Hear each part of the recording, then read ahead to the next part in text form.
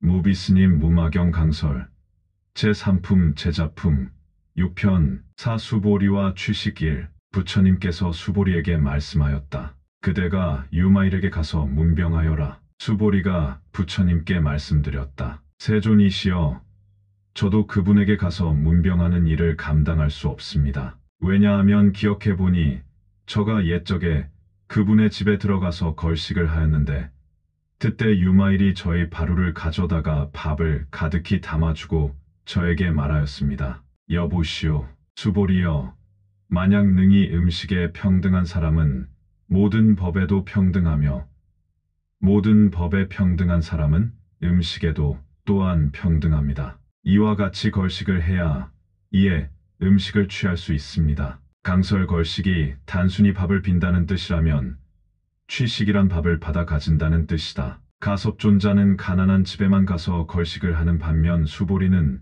늘 부잣집에만 가서 걸식을 하였다. 자신의 생각에는 부잣집이라야 남에게 줄 음식이 있다고 여겼기 때문이다. 유마거사는 당연히 부잣집이다. 어느 날 유마거사의 집에 가서 걸식을 하여 밥을 얻었는데 그때 유마거사로부터 들은 법문에 크게 감동하였고 한편 출가 수행자로서 평등하지 못한 걸식에 부끄러웠던 일도 생각이 나서 자신도 문병을 갈 수 없노라고 발뺌을 하는 내용이다. 그리고 여기에 또한 유마경의 명구가 등장한다. 즉 음식에 평등한 사람은 모든 법에도 평등하며 모든 법에 평등한 사람은 음식에도 또한 평등하다. 는 말이 그것이다. 밥을 얻어 가짐에 있어서 반드시 평등하여야 한다. 부잣집이든 가난한 집이든 사람은 진리 앞에 평등하다. 수행자가 걸식을 하여 밥을 취하는 일은 단순히 줄인 배를 채우는데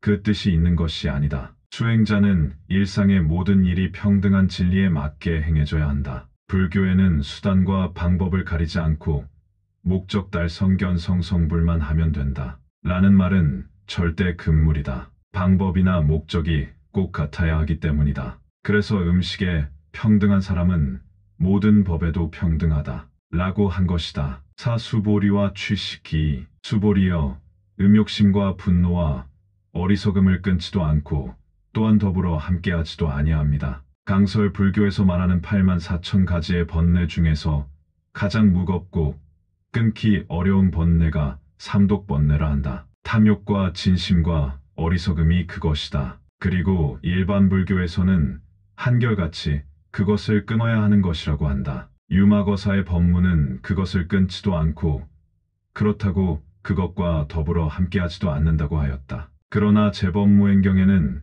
탐욕 즉시도 진해역 부연 여시삼법 중 구일체불법나 하였다. 즉 탐욕이 즉시 도며 진심도 역시 그러하다. 이와 같은 세 가지 법 가운데 일체불법을 다 갖추었다. 라는 뜻이다. 삼독심이 곧 불법심이고 불법심이 곧 삼독심이다. 밥을 담은 몸이 곧 대소변을 담은 몸이고 대소변을 담은 몸이 곧 밥을 담은 몸이다. 번뇌에 대한 소승적 견해와 대승적 안목의 차이는 이와 같다. 살림에는 눈이 보배라 하였다. 불교를 공부하는 데는 경계가 문제가 되는 것이 아니고 그 경계를 보는 안목이 가장 중요하다. 사수보리와 취식삼. 몸을 파괴하지도 아니하고 하나의 형상을 따른다. 사수보리와 취식삼. 몸을 파괴하지도 아니하고 하나의 형상을 따른다. 강설 대소변과 피와 고름 등등 사람의 온갖 더러운 것들을 잔뜩 담고 있는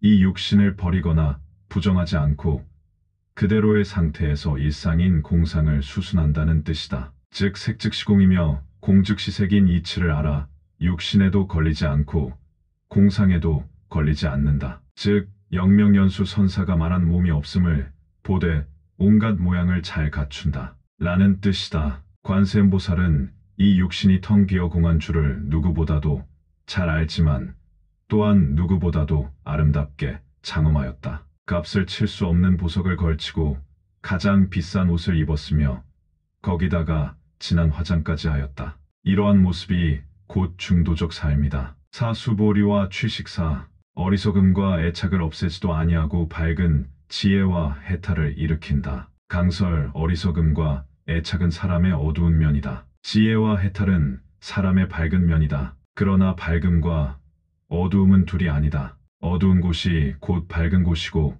밝은 곳이 곧 어두운 곳이다. 그러므로 어리석음과 애착을 없애지도 아니하고 밝은 지혜와 해탈을 일으킨다. 라고 한 것이다. 나는 1970년 무렵 송광사 문수전에서 정진을 하고 있을 때다. 관음전 법당 부전 소임을 맡아 아침 저녁 예불을 드렸는데 어느 날 새벽 예불을 올리려고 밖에 나가보니 칠흑같이 어두운 캄캄한 새벽이었다. 대강 더듬으며 관음전에 이르러 늘 출입하던 옆문으로 가서 문을 열고 익숙한 걸음으로 방향을 잡아 탁자 앞에 이르렀다. 늘 하던 대로 손을 뻗어 성냥을 찾아 불을 켜는 순간 그렇게 어둡던 법당 안은 환하게 밝았다. 어둠이 어디로 나간 것도 아니었다. 또한 밝음이 어디로부터 들어온 것도 아니었다. 그 순간 나는 어두운 것이 곧 밝음이고 밝음이 곧 어두운 것이라는 사실과 함께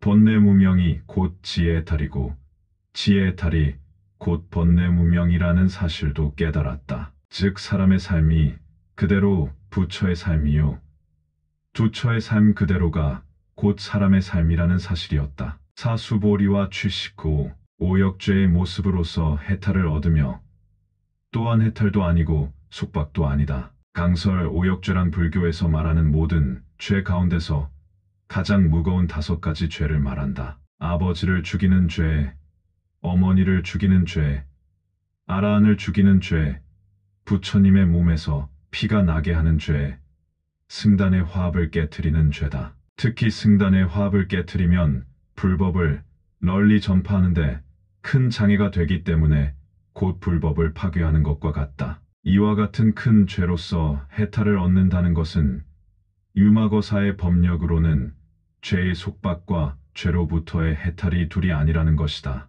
그래서 해탈도 아니며 속박도 아니라고 하였다. 사수보리와 취식 6. 네 가지 진리를 보지 않으나 그 진리를 보지 않은 것도 아니며 결과를 얻지 않으나 결과를 얻지 않은 것도 아니며 범부가 아니나 범부의 법을 떠난 것도 아니며 성인이 아니나 성인이 아님도 아니다. 강설, 네 가지 진리란 사성제다. 초기 불교에서 매우 중요하게 생각하는 진리다. 그러나 대승불교에서는 중도적 관점에서 보기 때문에 그 진리에 치우치지 않는다. 그러므로 사성제를 보지 않으나 또한 사성제를 보지 않는 것도 아니다. 라고 하였다. 또한 사성제를 닦아서 얻은 결과에 대해서도 역시 그 결과를 얻지 않으나 결과를 얻지 않는 것도 아니다. 라고 한다. 이러한 관점에서 범부의 문제와 성인의 문제도 역시 중도적으로 무엇에도 치우치지 않는 입장을 밝히고 있다.